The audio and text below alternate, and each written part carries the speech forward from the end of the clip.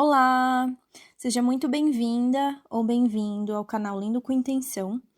E hoje a gente vai continuar a leitura do livro No Invisível, que é o livro do Leon Denis. E a gente vai ler hoje o capítulo 13, que tem o título de Sonhos Premonitórios, Clarividência, Pressentimentos. Bom, então, vamos lá. Nas páginas que precedem, tocamos apenas ligeiramente na questão dos sonhos. Este assunto reclama outra explicação. Os sonhos, em suas variadas formas, têm uma causa única: a emancipação da alma. Esta se desprende do corpo carnal durante o sono e se transporta a um plano mais ou menos elevado do universo, onde percebe, com o auxílio de seus sentidos próprios, os seres e as coisas desse plano. Podem dividir-se os sonhos em três categorias principais. Primeiramente, o sonho ordinário, puramente cerebral, simples repercussão de nossas disposições físicas ou de nossas preocupações morais. É também o reflexo das impressões e imagens arquivadas no cérebro durante a vigia. Na ausência de qualquer direção consciente, de toda intervenção da vontade, elas se desenvolvem automaticamente ou se traduzem em cenas indecisas, destituídas de coordenação e de sentido, mas que permanecem gravadas na memória. O sofrimento em geral e particularmente certas enfermidades, facilitando o desprendimento do espírito, aumentam ainda mais a incoerência e intensidade dos sonhos. O espírito, obstado em seu surto, empuxado a cada instante para o corpo, não se pode elevar. Daí o conflito entre a matéria e o princípio espiritual que reciprocamente se influenciam. As impressões e imagens se chocam e confundem. No primeiro grau de desprendimento, o espírito flutua na atmosfera, sem se afastar muito do corpo. Mergulha, por assim dizer, no oceano de pensamentos e imagens que de todos os lados rolam pelo espaço. Deles se impregna, e aí colhe impressões confusas, tem estranhas visões e inexplicáveis sonhos. A isso se mesclam, às vezes, reminiscências de vidas anteriores, tanto mais vivazes quanto mais completo é o desprendimento, que assim permite entrarem em vibração as camadas profundas da memória. Esses sonhos, de infinita diversidade, conforme o grau de emancipação da alma, afetam sobretudo o cérebro material, e é por isso que deles conservamos a lembrança ao despertar. Por último, vêm os sonhos profundos, ou sonhos etéreos. O espírito se subtrai à vida física, desprende-se da matéria, percorre a superfície da terra e a imensidade, onde procura os seres amados, seus parentes, seus amigos, seus guias espirituais. Vai, não raro, ao encontro das almas humanas, como ele, desprendidas da carne durante o sono, com as quais se estabelece uma permuta de pensamentos e desígnios. Dessas práticas, conserva o espírito impressões que raramente afetam o cérebro físico, em virtude de sua impotência vibratória.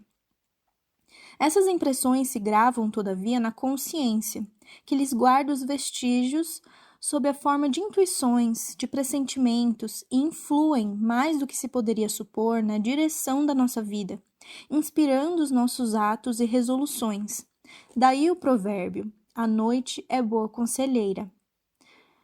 Na Revue Spirité de 1866, na página 172, Allan Kardec fala do desprendimento do espírito de uma jovem de Lyon durante o sono e de sua vinda a Paris em meio de uma reunião espírita em que se achava sua mãe. O médium, em estado de transe, vai a Lyon, a pedido de uma senhora presente, ao aposento de sua filha, que descreve fielmente. A moça está adormecida. Seu espírito, conduzido por um guia espiritual, se aproxima de sua mãe, a quem vê e ouve. É para ela um sonho, diz o guia do médium, de que ao despertar não guardará lembrança clara. Conservará apenas o pressentimento do bem que se pode auferir de uma crença firme e pura. Ela faz sentir a sua mãe que, se pudesse recordar-se tão bem de suas precedentes encarnações no estado normal, como se lembra agora, não permaneceria muito tempo na situação estacionária em que se encontra. Porque vê claramente e sente-se capaz de progredir sem hesitação. Ao passo que no estado de vigília nós temos uma venda sobre os olhos. Obrigada, diz ela aos assistentes, por vos ter desocupado comigo. Em seguida, abraça sua mãe. O médium acrescenta ao terminar. Ela sente-se feliz com esse sonho, de que se não há de lembrar, mas que nem por isso lhe deixará se produzir salutar impressão. Algumas vezes, quando suficientemente purificada, a alma, conduzida por espíritos angélicos, chega em seus transportes a alcançar as esferas divinas, o mundo em que se geram as causas. Aí paira, sobranceira ao tempo, e vê desdobrarem-se o passado e o futuro. Se acaso comunica ao invólucro humano um reflexo das sensações colhidas, poderão estas constituir o que se denomina sonho profético. Nos casos importantes, quando o cérebro vibra com demasiada lentidão para que possa registrar as impressões intensas ou sutis percebidas pelo espírito, e este quer conservar, ao despertar, a lembrança das instruções que recebeu, cria então, pela ação da vontade, quadros, cenas figurativas das imagens fluídicas, adaptadas à capacidade vibratória do cérebro material, sobre o qual, por um efeito sugestivo, as projeta energeticamente, e, conforme a necessidade, se é inábil para isso, recorrerá ao auxílio dos espíritos mais adiantados, e assim revestirá o sonho uma forma alegórica. Entre os deste gênero, há alguns célebres, como, por exemplo, o sonho do faraó, interpretado por José, no livro de Gênesis, versículo 1 a 38. Muitas pessoas têm sonhos alegóricos, os quais nem sempre traduzem as impressões recebidas diretamente pelo espírito do indivíduo adormecido, mas, na maior parte das vezes, revelações provenientes das almas, que todos temos, prepostas à nossa guarda. Achando-me gravemente enfermo e quase desenganado, obtive, sob significação figurada, o aviso de minha própria cura. No sonho, eu percorria com muita dificuldade um caminho coberto de escombros. À medida que me adiantava, os obstáculos se me acumulavam sob os pés. Súbito, um riacho largo e profundo surge à minha vista, e sou obrigado a interromper a marcha. Sento-me, cheio de angústia, à beira d'água. Mas na outra margem, mão invisível estende-me uma prancha, cuja extremidade se inclina a meus pés. Não tenho mais que me firmar nela, e por esse meio consigo transpor o curso da água. Do lado oposto, o caminho é livre e desembaraçado, e eu sigo com um passo mais firme, em meio de aprazível planície. Eis aqui o sentido desse sonho. Informado, algum tempo depois, por uma mulher imersa em sono magnético da causa de minha enfermidade, causa assaz vulgar, com que nenhum médico havia podido atinar, nem com os remédios aplicáveis, readquiri pouco a pouco a saúde e pude recomeçar os meus trabalhos. Nos sonhos são, com frequência, registrados fenômenos de premonição, isto é, comprova-se a faculdade que possuem certos sensitivos de perceber, durante o sono, as coisas futuras. São abundantes os exemplos históricos. Plutarco, Vida de Júlio César, faz menção do sonho premonitório de Calpurnia, mulher de César. Ela presenciou durante a noite a conjuração de Brutus e Cássius e o assassínio de César, e fez todo o possível por impedir este de ir ao Senado. Pode-se também ver em Cícero, de Divinatione, o sonho de Simônides, em Valério Máximo, capítulo 7, parte 1, o sonho premonitório de Atério Rufo, e o do rei Crécio, anunciando-lhe a morte de seu filho Atis. Em seus comentários, refere Montelut que assistiu em sonho na véspera do acontecimento à morte do rei Henrique II, transpassado por um golpe de lança que num torneio lhe vibrou Montgomery. Sully, em suas memórias, afirma que Henrique IV tinha o pressentimento de que seria assassinado em uma carruagem. Fatos mais recentes, registrados em grande número, podem ser comprobatoriamente mencionados. Abraham Lincoln sonhou que se achava em uma calma silenciosa como de morte, unicamente perturbada por soluços.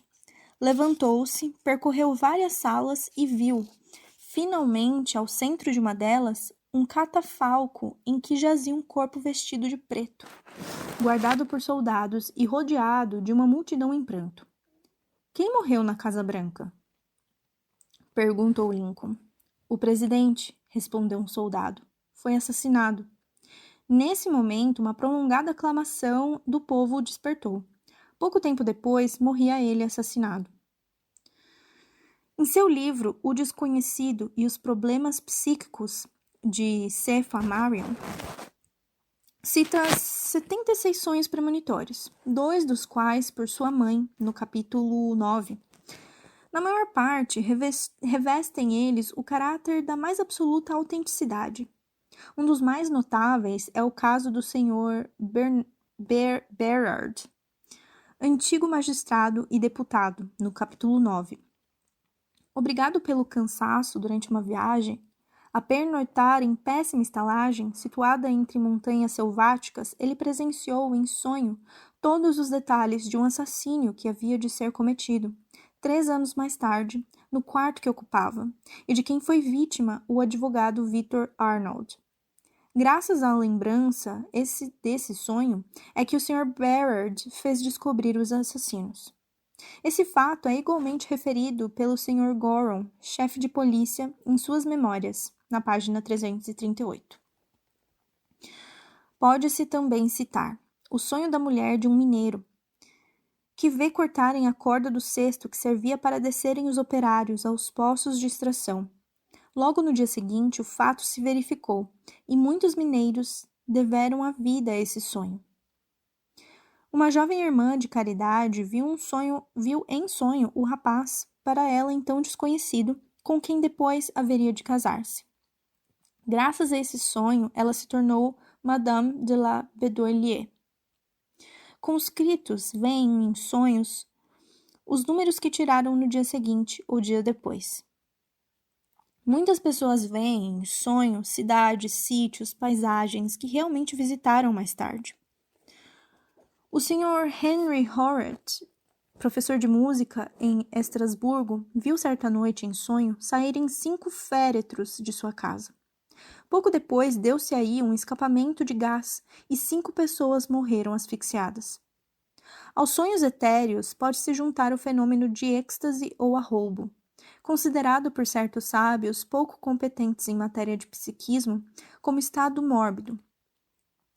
O êxtase é, em verdade, um dos mais belos apanágios da alma afetuosa e crente, que na exaltação de sua fé reúne todas as suas energias, se desembaraça momentaneamente dos empecilhos carnais e se transporta a regiões em que o belo se ostenta em suas infinitas manifestações. No êxtase, o corpo se torna insensível. A alma, libertada de sua prisão, tem concentradas toda a sua energia vital e toda a sua faculdade de visão em um ponto único. Ela não é mais desse mundo, mas participa já da vida celeste. A felicidade dos estáticos, o júbilo que experimentam, contemplando as magnificências do além, seriam por si suficientes para nos demonstrar a extensão dos gozos que nos reservam as esferas espirituais, se as nossas grosseiras concepções nos não impedissem muitíssimas vezes de nos compreender e pressentir. A clarividência ou adivinhação é essa faculdade que possui a alma de perceber no estado de vigília os acontecimentos passados e futuros no mundo intelectual como no domínio físico. Esse dom se exerce através do tempo e da distância, independentemente de todas as causas humanas de informação. A adivinhação foi praticada em todos os tempos. Seu papel na antiguidade era considerável e, qualquer que seja a parte de alucinação, de erro ou fraude que se lhe deva atribuir, já não é possível, pois, depois das recentes comprovações da psicologia transcendental, rejeitar em massa os fatos dessa ordem atribuídos aos profetas, aos oráculos e às síbilas. Essas estranhas manifestações reaparecem na Idade Média. João Hus anuncia do alto da fogueira a vinda de Lutero. Joana d'Arc havia predito desde Dom Remy o livramento de Orleans e a sagração de Carlos VII. Anuncia também que será ferida de fronte de Orleans. Uma carta escrita pelo encarregado de negócios de Brabant, a 22 de abril de 1429, 15 dias antes do acontecimento e conservada nos arquivos de Bruxelas, contém esta passagem. Ela predisse que será ferida por uma seta durante o assalto, mas que não morrerá, que o rei será sagrado em Reims, no próximo verão. Profetiza seu encarceramento e morte. Junto aos fossos de Melun, suas vozes haviam advertido de que seria entregue aos ingleses antes do dia de São João. Durante o processo, anuncia a completa expulsão dos ingleses antes de 7 anos. Sucedem-se depois, em toda essa vida maravilhosa, profecias de ordem secundária. Em Chinon, a morte de um soldado que a escarneia, o qual, na mesma noite, se afogou no riacho de Vienne. Em Orleans, a morte do capitão Glasdale. O livramento de Compiègne, antes de Saint-Martin-de-Hiver, etc. Os casos de clarividência são numerosos em nossa época. Citaremos alguns deles. Os Annales des Sciences Psychiques, 1896, página 205, refere que Lady A, tendo sido vítima de um roubo em Paris, conseguiu descobrir, por intermédio de uma vidente, o autor do delito, que ela estava longe de suspeitar, com todas as particularidades complicadíssimas do fato. O culpado não era outro senão Marchandon, um de seus criados que, por suas boas maneiras, havia captado a inteira confiança de sua patroa e que veio a ser mais tarde o assassino da senhora Cornet. O pressentimento é a vaga e confusa intuição do que vai acontecer. J. de Maistre fez notar que o homem é informado naturalmente de todas as verdades úteis. Soldados e oficiais têm, na manhã do dia em que se vai travar uma batalha, o nítido sentimento da sua morte próxima. Por uma averiguação procedida em tal sentido, ficou provado que uma religiosa de São Vicente de Paulo, na véspera do incêndio do Bazar de Caridade, havia predito que aí morreria queimada. Essa faculdade se encontra com frequência em certos países, como, por exemplo, nas regiões altas da Escócia, na Bretanha, na Alemanha, na Itália. Um pouco, porém, por toda parte. Em torno de nós, podemos coligir fatos de pressentimentos baseados em testemunhos inequívocos. São tão numerosos que julgamos supérfluo insistir nisso. Citemos apenas os 3 seguintes casos. O coronel Colette, no Bulletin de la Société d'Etudes Psychiques de Nancy, fevereiro de 1902, na página 6, refere que seu sogro, o Sr.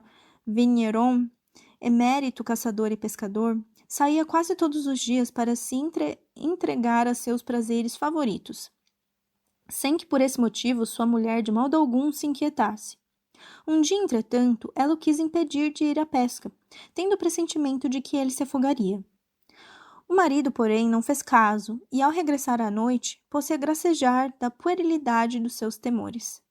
No dia seguinte, confessava em particular a seu genro que, tendo seu barco sossobrado, ele só conseguira sair da água e do lodo, em que se ia afundando graças a um ramo de salgueiro a que se agarrara a tempo.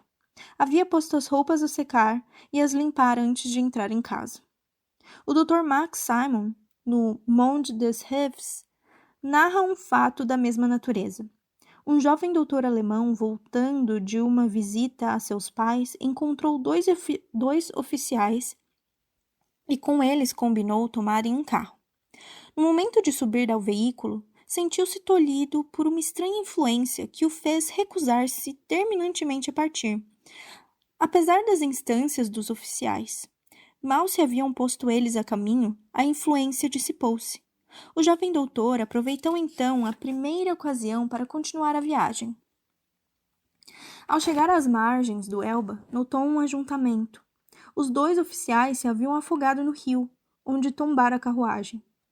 Pôde finalmente ver-se nos Annals des Sciences Psychiques, de agosto de 1905, a narrativa de um caso descrito pelo Messageiro de Roma. Um certo Marino Tonelli...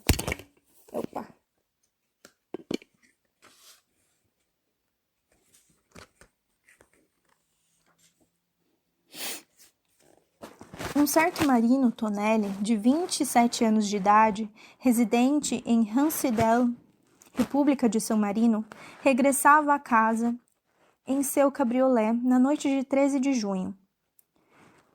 Adormecera e, ao passar por um lugar perigoso na estrada, conhecido sob a denominação de Coste de Borgo, de repente sentiu-se violentamente sacudido e despertou. Achou-se estendido num campo, ao fundo de pequena ribanceira, por onde acabava de rolar com o cavalo e o cabriolé. Felizmente, não estava ferido, e começara, com o auxílio de algumas pessoas que o haviam acudido, a pôr a salvo sua pequena equipagem quando viu aparecer com grande espanto sua mãe. A pobre senhora, chorando de comoção, o abraçou, perguntando-lhe se não se machucara, e acrescentou: Eu te vi, sabes? Não conseguia dormir.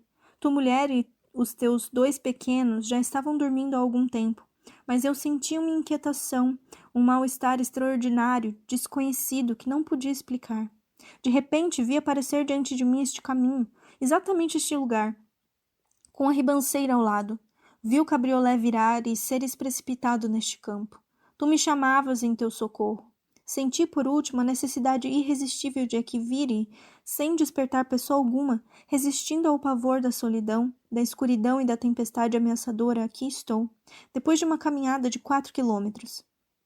Ao correspondente do mensageiro, termina dizendo: Aí está o fato, aí a narrativa exata que colhi dos lábios, ainda trêmulos de comoção, desta honrada gente. De acordo com uma indagação a que precedeu o Sr. Francis, a inquietação da mãe do rapaz precedeu de algumas horas a visão do acidente, e este ocorreu 3/4 de hora depois da visão, isto é, o tempo necessário para percorrer a pé a distância que separa a casa dos Tonelli do lugar do acidente. A premonição e os pressentimentos são difíceis de analisar-se do ponto de vista científico. Não são explicáveis, senão em certos casos, quando o acontecimento pressentido tem precedentes, subjetivos ou objetivos. Na maioria dos casos, porém, os fatos anunciados nada oferecem que se preste à ideia de sucessão ou encadeamento. De onde vem o poder de certas almas de lerem o futuro? Questão profunda e obscura, que causa vertigem como abismo, e que não propomos sem uma certa perturbação, porque a sentimos quase insolúvel para a nossa mesquinha ciência. Do mesmo modo que, girando no espaço, cada mundo se comunica através da noite com a grande família dos astros pelas leis do magnetismo universal, assim também a alma humana, centelha emanada do divino foco, se pode comunicar com a grande alma eterna e dela receber instruções, inspirações, lampejos instantâneos. Desta explicação podem sorrir os céticos.